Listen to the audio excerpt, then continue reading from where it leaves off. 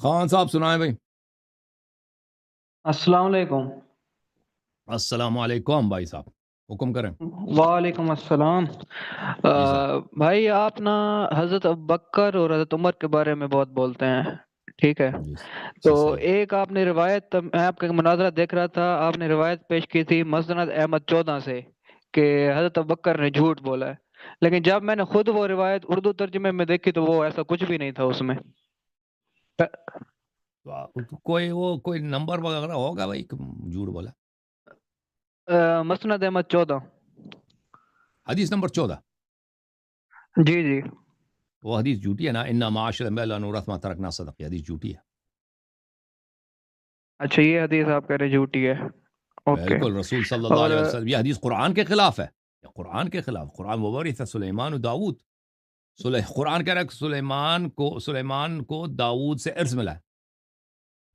عمر کہ ابو بکر کہہ رہا ہے کہ بسم رسول اللہ۔ صلی اللہ علیہ وسلم نے بولا کہ مری میراث نہیں ہوتی تاکہ یہ خود قبضہ کر لینا. اور بھائی ہاں اگر ہاں یہ حدیث ہوتی کہ نبی صلی اللہ علیہ وسلم کی میراث نہیں ہوتی، انبیاء کی میراث نہیں ہوتی، تو سلیمان کو کیوں ملا داؤد سے؟ سلیمان کو داؤد سے کیوں؟ وہ قرآن کی آیت ہے. نبی صلی اللہ علیہ وسلم کو نہیں پتا کہ سلیمان کو داؤد سے ارث ملی ہے. پھر اگر یہ حدیث ہوتی تو نبی صلی اللہ علیہ وسلم نے ابو بکر کو کیوں بولا؟ اپنی بیٹی کو بتا دیتے نا. اور ابو بکر کو تو میراث ملنا ہی نہیں ہے. ہاں. تو یہ جو ہے حدیث، اوکے۔ اور پھر حضرت زہرا سلام اللہ علیہ جب انہوں نے یہ بات ابو بکر سے سنی، ان پہ غضبناک ہو گئی ہے. اور ان کی غضب اللہ کی غضب ہے، رسول صلی اللہ علیہ وسلم کی غضب ہے. بے شک بے اللہ شک۔ اور رسول سچے بات پہ، شریعت کے حکم پہ غضبناک نہیں ہوتے، جھوٹی بات پہ غضبناک ہوتے ہیں. تو اس بات کے مختلف دلائل ہیں یہ کہ ابو بس۔ بکر نے یہ حدیث گڑھی ہوئی ہے. ٹھیک ہے نا. اور ایک اور واقعہ میں بتایا جاتا ہے ہجرت کا، مطلب جب وہ غار ہرا میں گئے اور انہوں نے حضرت بکر نے غار اٹھایا ہوا ثور. تھا غار حرانی، غار ثور. جی غار غار ثور. سور، جی جی ہاں. جی جی غار سور، اس میں اٹھایا ہوا تھا اور ایک جگہ سوراخ سارے بھرے اور ایک سوراخ رہ گیا، اس میں کہا جاتا ہے کہ سانپ تھا اور انہوں نے اپنا پاؤں آگے کیا اور سانپ نے کاٹ لیا۔ تو اس واقعے کے بارے میں آپ کا کیا کہنا ہے؟ تو اس سانپ کو ہمارا سلام ہے واقع. وہ سانپ کو ہمارا سلام ہے. کہ سانپ، بلکہ سلام نہیں، بغیرت سانپ زیادہ کاٹ لیتا ہے، اس کی مسلمانوں کی جان چھوٹ جاتی ہے. ٹھیک ہے، جو زیادہ کیوں نہیں کاٹ. بہرحال وہاں پہ دیکھیں یہ اس کا کوئی جہاد تو ہے نہیں، کوئی اس کا کوئی دین کے لیے کوئی اور کام تو اسی طرح بنائیں گے نا کہ اس نے ایک غار میں پیر دھکیل دی، فلان کر دیا. تو یہ جو جانور ہوتے ہیں نا، یہ انبیاء علیہ السلام کو اذیت نہیں کرتے. جانور جو ہوتے ہیں نا، ہاں صحیح۔ ہاں، یہ جی وحشی جو جی۔ جانور ہوتے ہیں، یہ عام آدمی کو یہ کر سکتے ہیں، لیکن رسول صلی اللہ علیہ وسلم کو نہیں کرتے. ہمارے احادیث میں کہ رسول اللہ صلی اللہ علیہ وآلہ وسلم جب وہ وولف ہوتا ہے نا، بیر بولتے ہیں اردو، بیریا بولتے ہیں، کیا بولتے ہیں، انہوں نے رسول صلی اللہ علیہ وسلم جی کی جی رسالت کی شہادت دی ہے.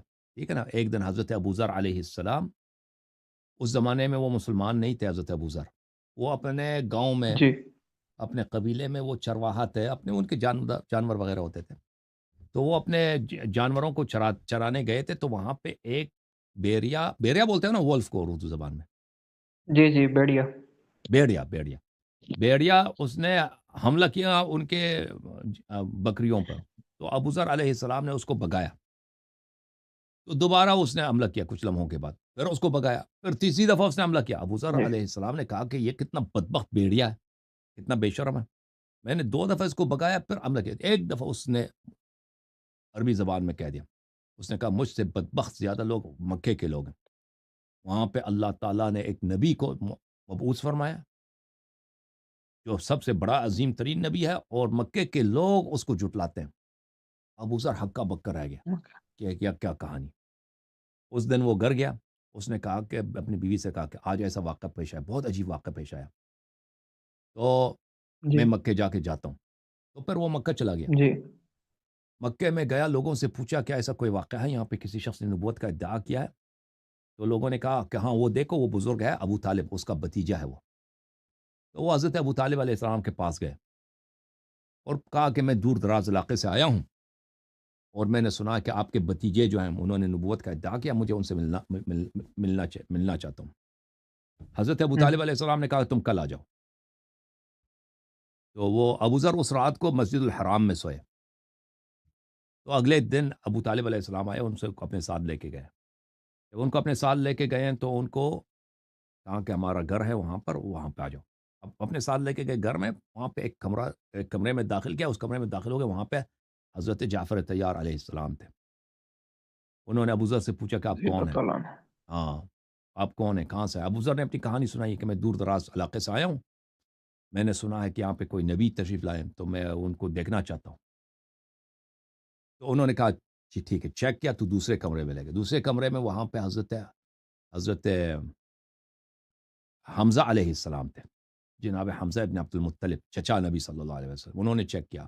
دیکھیں کہ بنی رضی اللہ ہاشم تعالیٰ کس طرح پروٹیکٹ کرتے تھے. حضرت ابو طالب علیہ السلام ہر ایک کو آنے نہیں دیتے تھے کہ کوئی بھی آنا جی چاہتا ہے نبی صلی اللہ علیہ وسلم، کیونکہ مکے والوں نے عہد کیا تھا کہ ان کو قتل کرنا ہے. ٹھیک ہے نا. جی جی مکے میں جب تک نبی صلی اللہ علیہ وسلم تھے تو آپ کو صحابہ کو کوئی نہیں ملتا کہ صحابہ نے کسی نبی صلی اللہ علیہ وسلم کی مدد کی ہو، خدمت کی ہو، کھانا لایا ہو، کچھ بھی نہیں ہے. 7 سال تک نبی صلی اللہ علیہ وسلم شیب ابی طالب میں وہاں پہ محاصرے میں تھے، کوئی کھانا نہیں ملتا تھا وہاں. بہرحال حضرت حمزہ علیہ السلام نے جب چیک کیا کہ یہ آدمی صحیح لگ رہا ہے تو پھر دوسرے کمرے میں لے کے گئے. تیسرے کمرے، بلکہ تیسرا کمرہ بنتا ہے، وہاں پہ حضرت امام علی علیہ السلام تھے. انہوں نے ابو ذر کو رضی اللہ تعالیٰ پوچھا کہ آپ کہاں سے آئے ہیں، کیوں آئے ہیں. جب بالکل تسلی ہوئی ہے تو پھر ان کو اگلے کمرے میں لے کے گئے. وہاں پہ رسول اللہ صلی اللہ علیہ وسلم تشریف فرما، ملاقات ہوئی ہے. صلی ماشاء اللہ اللہ. علیہ وسلم۔ جلال نبی، جمال نبی صلی اللہ علیہ وسلم ملاقات ہوئی. تو کلمہ پڑھا حضرت ابو ذر نے وہاں پہ.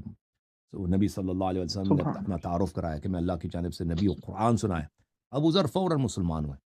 تو ہمارے احادیث میں بہت زیادہ ہے کہ ائمہ طاہرین علیہم السلام اور حضرت رسول صلی اللہ علیہ وسلم کو جو جانور تھے وہ اذیت نہیں پہنچاتے تھے، تعظیم کرتے تھے. اور پھر اسی واقعے میں، غار کے واقعے میں نا، کہ وہاں پر جب وہ آئے تھے تو اسپائڈرز نے ویب بنائے تھے. اسپائڈرز نے ویب بنائے تھے جی باقاعدہ، جی تاکہ جی کفار جی کو یہ نہ سوچیں کہ یہاں پہ اندر کوئی آدمی ہے. ٹھیک ہے نا. فاختہ ادھر آیا تھا، فاختہ جی نے جی فوراً گھونسلہ بنایا تھا نبی صلی اللہ علیہ وسلم کی جان بچانے کے لیے، تاکہ لوگ نہ سوچیں کہ جی وہ. جی تو یہ کہانی کہ وہ ابو ذر اس کو سانپ نے ابو بکر کو ڈسا ایک غار میں، اس کو بڑی تکلیف ہوئی ہے. تو یہ تو جی سانپ انبیاء کو ڈستے نہیں، نہ صرف منافقین کو ڈستے ہیں. ہاں، یہ تو اگر وہ زیادہ ڈستا تو کاش کاش امت پہ بڑا احسان ہوتا سانپ کا. چلیں جناب، اللہ آپ کو جزائے خیر جی دے.